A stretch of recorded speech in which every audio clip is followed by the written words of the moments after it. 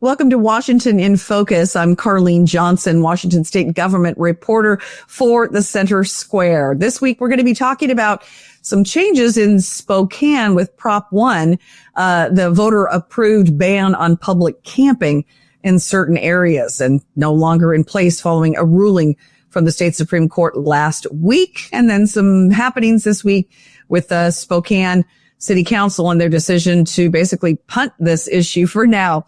Center Square's Eastern Washington reporter Tim Clauser has written extensively about Spokane's homeless issues and attempts to sort of balance that with public safety. And this week is up to date on the latest twists and turns. Tim, explain what the state Supreme Court said last week about Prop 1 in Spokane.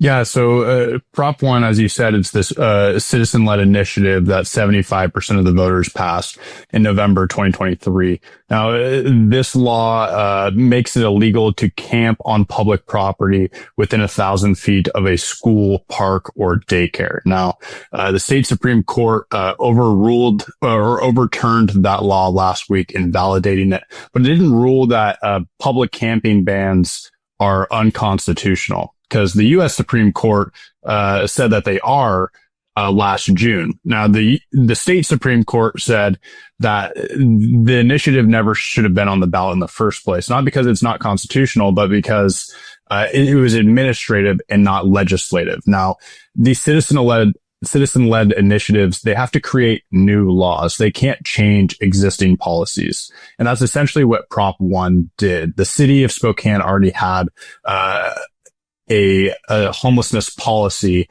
that dealt with this, and that policy at the time required officers to check for shelter availability before citing someone. So if there was no overnight shelter beds available, the officer couldn't cite them. Now, Prop 1 allowed them to cite no matter what. So that change from being able to cite only when there's shelter beds available to regardless of availability, that was what did it for them. That was the change that caused it to be overturned. Now, when the court overturned it, it wasn't just dead. They said, essentially, the city council has an opportunity to enact this legislation at the council level rather than through the initiative process. And the city attorney said this last July when they were kind of anticipating this decision and just weren't sure when it might come. And that option remains on the table. And the council's conservative members, they tried to motion to suspend the rules during this week's city council meeting so they could vote on an ordinance to replicate Prop 1, but that motion ultimately failed at the time. So now the city council members who resisted immediately reinstating the measure and sort of, responding to what the state Supreme Court said, you got to change your city law. You can do it this way. What I read in your article something about them wanting more input from police that they were expecting to get this week. Did that come? Yeah, so we're still waiting on what might have come out of that discussion. But Councilmember Kitty Klitsky, she's one of 5 on the council's progressive majority. And when this motion to get a vote on this was brought up, they didn't say, hey, we're done with this. We don't want to pass it at all. They just said, hey, let's not rush into this. We just got this ruling.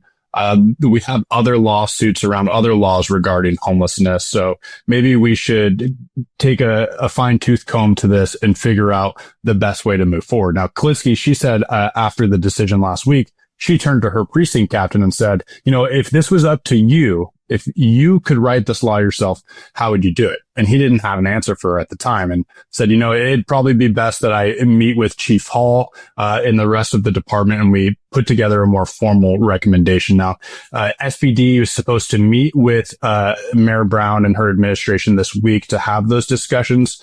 We don't know what's come out of those discussions yet, if they have for sure happened. Klitsky said that they were supposed to this week. So we might have some more direction once we hear from that. But the rest of the council had similar ideas. Now, the 2 conservative members, they said, look, we're open to change, but we just want to get this back on the books as soon as possible in the meantime. And the others just said, hey, we're not against the idea. We're possibly even open to expanding the scope of the law But we just don't want to rush into it. We want to consider public input. We want to put it through this committee process and make sure we do it right rather than rushing to reinstate something that the state just struck down.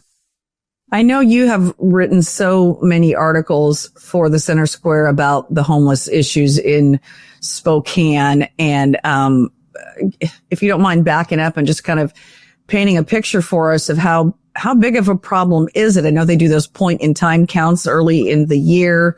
Yeah. It's such a complicated problem, but give us some idea of the scope of the issue. Yeah, there's several things to look at. I mean, they just did the most recent point in time count in January. We'll probably get the data from that in the next few weeks, maybe by the end of June, at the latest, hopefully. But going off of January 2024's numbers, that point in time count, there was just over 2,000 people that were living homeless on the streets countywide. And a portion of those were in shelters, some were on the streets, but that was their total number. Now, looking at city data, we can get a better estimate, looking at who accessed housing services. Now, the city scoured through all its data a few months ago and realized that over 7,000 people accessed, housing and homelessness services last year, in the city, or across a year timeline towards the end of 2023 into most of 2024. So, I mean, it's a considerable issue, and that's as overdose deaths are still increasing in the state of Washington, and particularly in Spokane as they fall nationwide. So it's definitely an issue that they're trying to get a wraps on, but just like anywhere else that's trying to deal with bringing the numbers with homelessness down. I mean, no one solved the issue yet. You have areas like Houston where they've considerably brought it down, but it's still present. So no one's sure really how to move forward.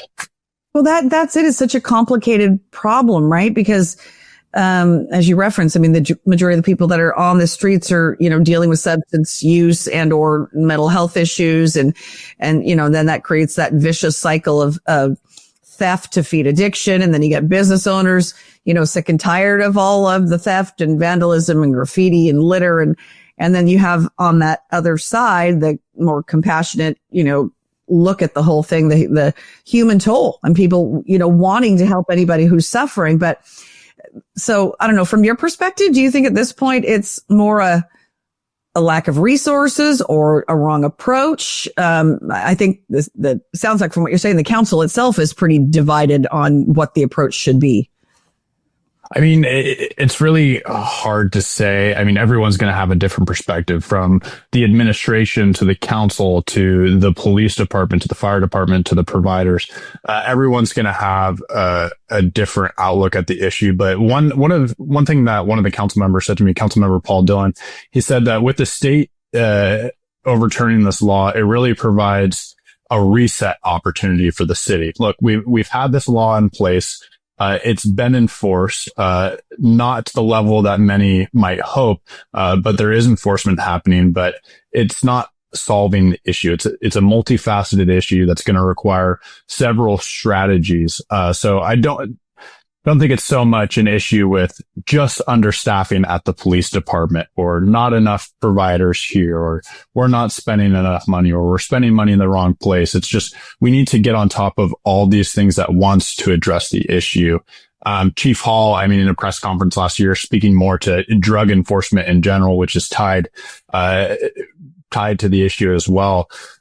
He said, look, there's not going to be a golden strategy. Complex problems require complex solutions. And that's what we have in this case. It'd be great if SPD was able to hire more officers and they had the money to hire more officers. It would be great if the city could allocate more money to these providers in these housing projects at the same time as they're allocating more money to public safety departments. But that's not always the reality. So it's kind of a give and take as they try to address it. And we'll see if it went up or down in this next point in time count when we get those results. But really, that's just a rough estimate. But when I'm in Spokane, I see it on the streets. I was in Spokane last weekend, and the issue is there. It's nicer that the weather's getting a little bit warmer, so These people literally aren't freezing to death as much as we get into the spring, but it's definitely something that the city is constantly trying to stay on top of as much as they can.